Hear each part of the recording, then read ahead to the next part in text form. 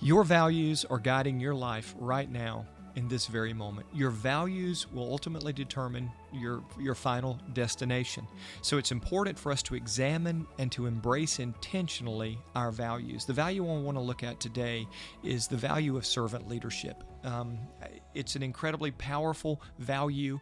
It is life-changing, not only for you, but for those around you. Mark 9:34 through 36 says this.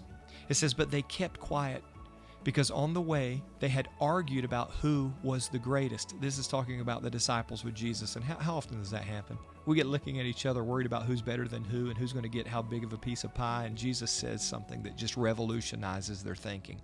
Sitting down, Jesus called the 12 and said, "Anyone who wants to be first must be the very last and the servant of all." He changed the standard. He changed the bar of the paradigm of leadership forever. And a true leader uses everything that they've been given for the good of other people. And that's what Jesus was saying right there. He revolutionized leadership. This is why I believe it's so important that we absolutely dive deep into this as a value. There's 4 aspects of servant leadership that I want to touch on. Number 1, servant leadership, the God kind of leadership, Christ-lived leadership, is sacrificial.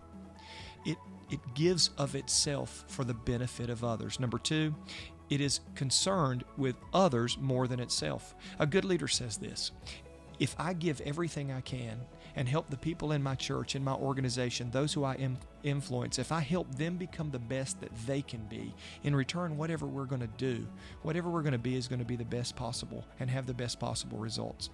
Number 3, seek to bring value to others. That is so key. Number 3, servant leadership. The attitude of servant leadership is one that seeks to bring value to others. And we can do that in so many creative ways. Embrace that. You have value that you can bring to somebody. The question is, how willing and available are you to do that? That is determined by the degree to which you embrace servant leadership as a value. And number 4, it does not serve selectively. This is huge. Guys, in this world, in this day and age, we can't decide who we're going to serve like Christ. Christ laid his life down for people who hated him, for people who didn't love him or understand him. Servant leadership, Christ-like servant leadership, isn't selective in service.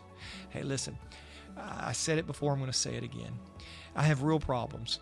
You probably have real problems. We need real solutions. So I want to encourage you to embrace this value of servant leadership and dig deep in God's Word today.